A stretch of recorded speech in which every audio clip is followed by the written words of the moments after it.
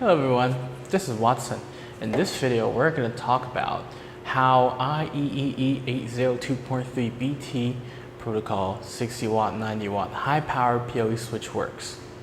Well, the PoE switch is a device that has the PoE technology enabled. The PoE technology transmits power and data through a single Ethernet cable. So it's very convenient and it saves us almost half the work when we set up an IP device network system. So the IEEE802.3 BT protocol is the protocol that tells the device how to transmit the power and data. So traditional Ethernet cables have 4 twisted pairs of copper wire. And IEEE802.3 BT protocol allows the PoE devices to transmit power through all 4 twisted wires. So all 4 pairs of the twisted wires will be occupied in transmitting power and data. This gives them the maximum efficiency when it's transmitting. That's why it can reach a 60 watt or 90 watts power output.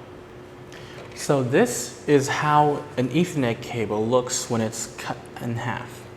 You can see there are 4 color-coded copper wires, and these are the 4 twisted pairs. And that's the history of Ethernet cables.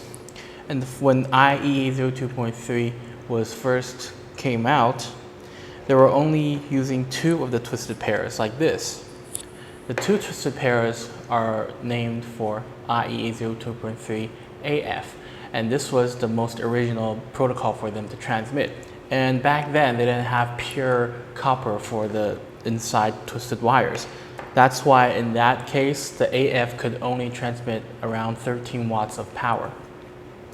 When we changed to pure copper wire, which is Cat5, we have begun to raise the power output up to 26 watts, but that's still not enough. That's when we reached IEEE802.3 BT protocol, all the 4 pairs of the twisted wires are occupied. So basically, an Ethernet cable will be at maximum efficiency.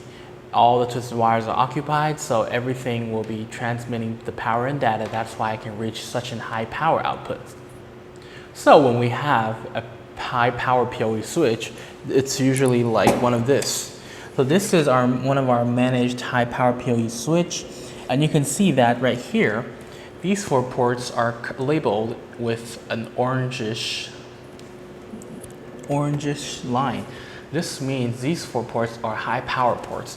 These 4 ports can reach up to 60 watts of power output, and the rest of these ports are regular normal 30 watts power output. So when you have like power hungry devices like a full functioning PoE PTZ IP camera, it should go to the high power port. And the rest of them you can use it for like not that hungry power devices. But what happens if you have a few devices and you don't have enough high power ports? Well, you can use PoE injectors like this. This is a 60 watts PoE injector. This can help us provide 60 watts for a particular PoE port.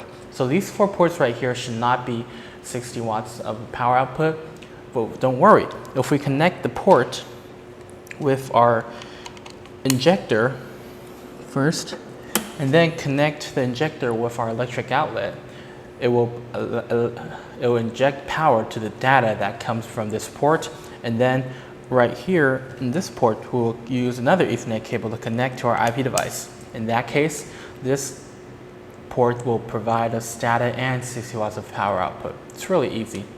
So that's how we solve it when we want to provide high power in a port that does not provide enough power.